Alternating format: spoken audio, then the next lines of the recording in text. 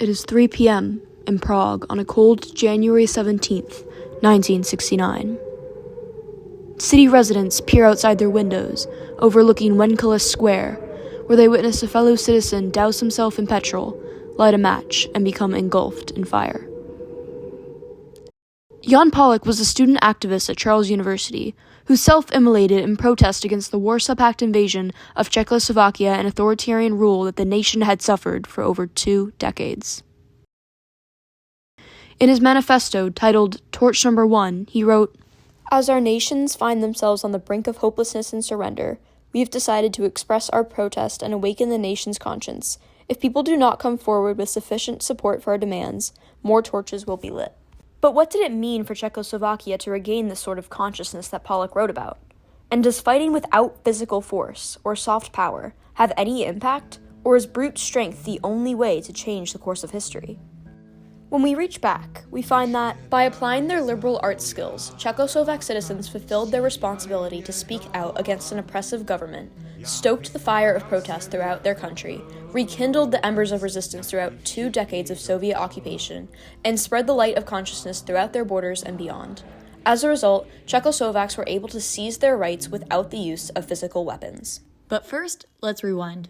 In 1948, the Soviet Union first established authoritarian control over Czechoslovakia by helping the Czechoslovak Communist Party, also known as the KSC, to stage a coup d'etat and assume undisputed reign over parliament. In September of 1953, Antonin Novotny was elected as first secretary of the Central Committee of the Communist Party. As a committed Stalinist, he focused his party's attention on limiting the free press, which, from his perspective, served as a possible threat to his claim to absolute power. Novotny's eventual dictatorial policies against free speech and failure to manage the economy did not persist without public backlash. Lighting the match. From 1966 to 67, protesters within the intellectual community, students, writers, and intellectuals, illuminated Novotny's abuses, raised citizens' consciousness, and ultimately disempowered him, not with arms, but with verbal expression. In 1966, a traditional student festival, Mahales, was turned into a demonstration protesting the restrictions on their freedoms under Novotny. A year later, the younger generation led protests, calling for, quote, more light, in response to the declining condition of student life. The Communist Party responded to their peaceful calls with violence, sending police to brutalize them into stopping the protest. That same year, Czechoslovak writers in a Congress meeting renounced the KSC censorship over free speech. After Novotny's downfall, the party turned to a new leader, one with optimism and conviction, a new hope for the KSC. Alexander Dubček. Running with the slogan, Socialism with a Human Face, Dubček sought to legitimize the power of the KSC. In office, Dubček implemented the Action Program, which would expand the rights of citizens.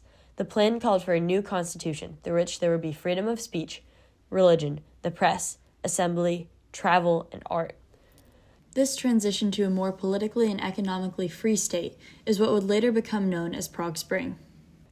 Through the Action Program, Dubček redefined the Communist Party's responsibilities towards its citizens by prioritizing basic human rights over total power, making way for a new age of activism. Stoking the flame. During Prague Spring, activists applied a broader range of liberal arts tools, paintings, music, poetry, novels, and plays to fight oppressive government practices. Having been given enough free speech rights by Dubček to openly criticize the government, the citizens realized that if they wanted more rights, it was their responsibility to push for them. The national press was finally able to expose the corruption of Novotny and other government officials close to him. Interest groups were allowed to form more freely, such as the K231, a group of former political prisoners who coalesced to seek justice by demanding legal, civil, and social rehabilitation. Czech artists rejected optimistic ideas about Soviet life that were depicted under the art genre of Soviet realism, which was highly encouraged by the government of the time. Instead, they took after a more imaginative form that explored the landscapes of the psyche. Playwright Václav Havel used several of his works, such as The Memorandum or The Garden Party, to satirically criticize the bureaucracy and conformity that were supported by the USSR. Other forms of resistance included Prague's underground culture of music. A new generation of Czech musicians, such as the 1968 rock band Plastic People of the Universe, opposed authoritarianism with song. In fact, the group was so influential that its members were eventually convicted of, quote, disturbing the peace within the communist regime. But rock music wasn't the only thing being targeted by the Soviet Union. The regime loomed over Prague, fearful that it would lose its grip over the whole country and possibly the rest of the Eastern Bloc. Finally, on August 20th, 1968, the Soviet Union decided that they had seen enough, and early that morning, Prague was invaded by over 600,000 Warsaw Pact troops.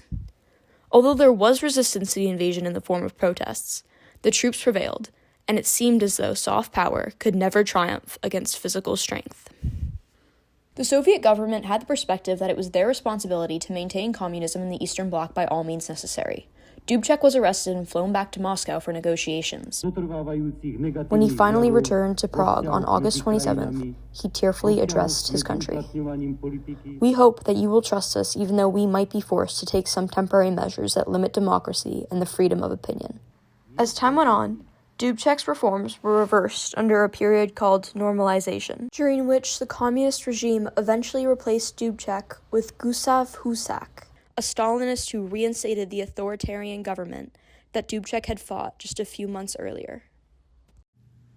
Czechoslovakia would remain under an oppressive regime for the next 2 decades, at least temporarily validating the perspective that soft power was insufficient in the face of hard power. Still, citizens were able to maintain their ideas of freedom. Rekindling the embers, activist expression wasn't squashed by the oppressive Soviet control. Although the risks of battling oppressive practices had significantly increased, artists and intellectuals inspired a resurgence of activist spirit, and eventually, the embers they ignited grew so pervasively that Soviet efforts to extinguish it only spread the fire further. In January of 1969, Jan Pollock and his followers lit themselves on fire in protest of the new and oppressive violations of their rights. Urging the nation to overcome its collective state of disillusionment, Pollock's sacrifice was, in essence, a piece of performance art, and it delivered the clear message that activism in Czechoslovakia didn't end with Prague Spring. Following his death, there was an outcry in the intellectual community for change. People took to writing manifestos, letters, and petitions to express their demands for the government. For example, the Charter 77 petition, co-authored in 1977 by Václav Havel, criticized both the communist Czech government and the Soviet Union for their suppression of progressive expression. Within a week after the document was written, prominent newspapers in the West published the full text, which circulated through the Warsaw Pact countries and the rest of Europe. Other writers took a different approach by distributing samizdat, underground texts including fiction, political works, and philosophical essays throughout the 1980s. In 1989, the masses protested the unjust suppression of their expression by the government in a protest movement called the Velvet Revolution. Their call for a government that valued diverse opinions heavily influenced the Eastern European protests that eventually led to the collapse of the USSR, and with it, a harmful censorship over free speech. In 1990, the Czechs cast their first ballots for a democratically elected president in half a century. In fact, their new leader was none other than Václav Havel himself, the same writer who used his work as activism in earlier decades, solidifying the impact that his art had on the nation. Many often attribute the Soviet Union's fall to economic failure and military overspending, but the deeper truth is that the regime couldn't bear the cost of silencing a people who knew their rights and embraced their responsibility to defend them. Although Dubček's reforms did not prevail in the short term, the spirit of creative defiance which was sparked during Prague Spring made it so that no amount of force could crush the movement in the long run.